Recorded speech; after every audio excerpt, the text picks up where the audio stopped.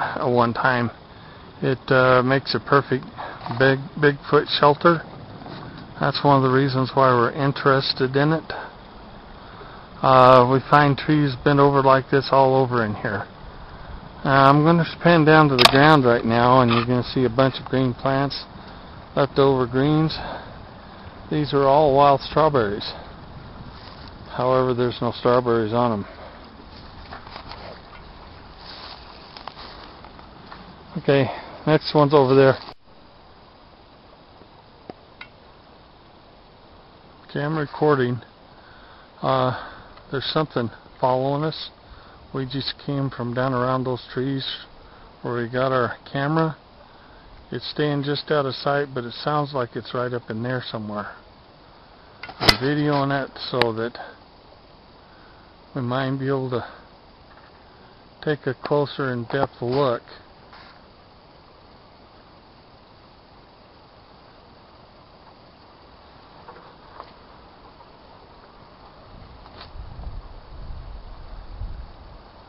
But since we've stopped, it's stopped.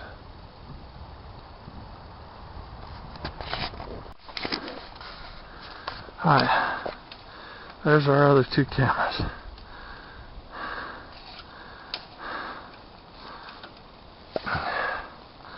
I'm going to take a look around here.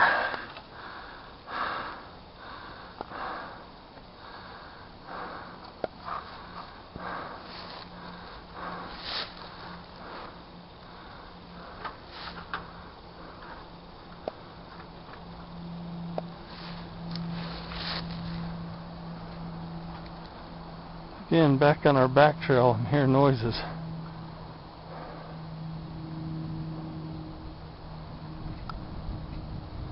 Like I said, it's really hard to walk in this stuff without making noise.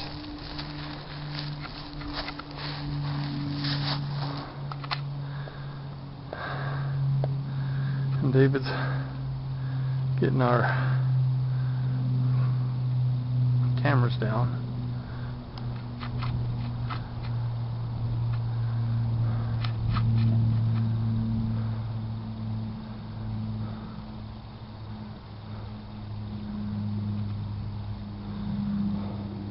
I chose that ravine right over there because this is the main beaten path right here that I'm standing on, and then there's a path that goes up that way. But I figured that Bigfoot might be trying to stay off the trail, so I put the cameras over here, which is kind of like an alternative to get down into this little clearing area down in here, and to access this area where I think there used to be a habitat. So David's got the cameras. Any of them showing how many pictures, or are they dead? What? Are they showing how many pictures, or are they dead?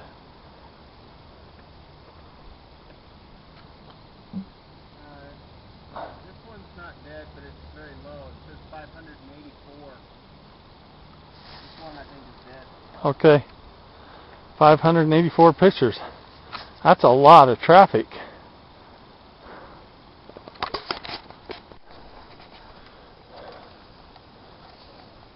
Alright, this might be one of the reasons why the area is so popular, is the salt lick right here that we just found right in the middle of everywhere. It looks like it's been licked a couple of times. It's too dry and too hard for footprints around in here, so it's not like we're going to find any footprints. There is water down through the creek, but there's no mud. It really needs to rain in here so that we can get footprints again. Okay, guess what we found? Let's see if I can get it in the screen. There it is, right there. It's small, so looks like probably juvenile. we're going to bag it up and bring it with us.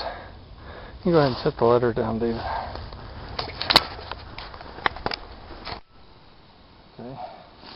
Okay, we're going to take this with us. It's fairly old. It's fairly hard.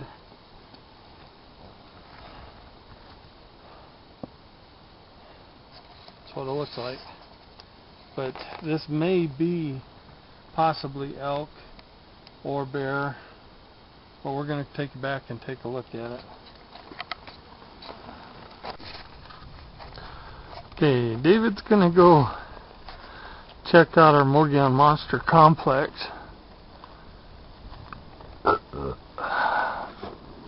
He's headed up there to the rocks.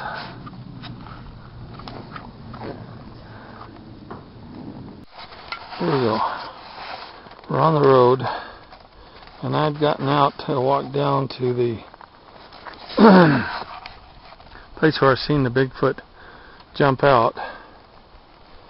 And as I was walking down the road, I came to see this right here. Okay, we're back to basically where I saw the Mogollon Monster from before, and just thought we'd take a look. I'll zoom in on the rocks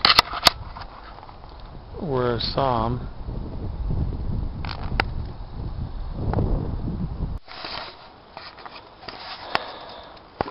I don't know how well it's going to show up. There it is. It's very small though. It's even smaller than my foot. There was another print up there. It was about, had to be at least 12 inches long. David's not very castable. Reporting another It looks like footprint up there. It looked like it had toes. We're going to go ahead and cast this one. Okay, up here near these rocks, there's a little cave. And inside the cave, I don't know if all the little rocks were removed or if the dirt was brought in, but it's all really soft, fine sand dirt, like a dirt box that you'd have kids in. And where it sits, and it's definitely a seed impression, it's got the seed impression here, and it's a big seed impression. And you can tell by the way your seat presses forward, the mound was sat in that way. And it leans up against the back of the cave like this, and has a nice view of this entire area out here. So it'd be facing out towards the opening? Yep. So and right about here is where I found that nut. Oh, so like it'd been sitting there eating nuts. It was whoever or whatever it is, yeah, sitting here like this eating nuts. Well, I think I still have the nut in my pocket. I took a picture of it in the cave too. Okay. So anyway, so it sounds like they're starting to use the caves.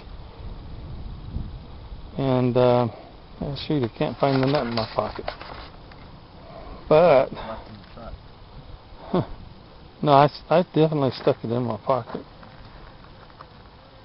Anyway, so we're going to go back up and check the footprint and see how it's doing. It looks like it crossed the road right here, probably on its way to the apple orchard, because the apple orchard is over that direction. And right here is our footprint. So I think it just probably came across the road, maybe up over this rock or around this, up over this rock or around there or around here. And this was the softest dirt that it hit where it left a print. And there's been several cars over the rest of the area, but then I think it was headed right up there where the caves are. That's probably where they spend the night. Probably out here in the day.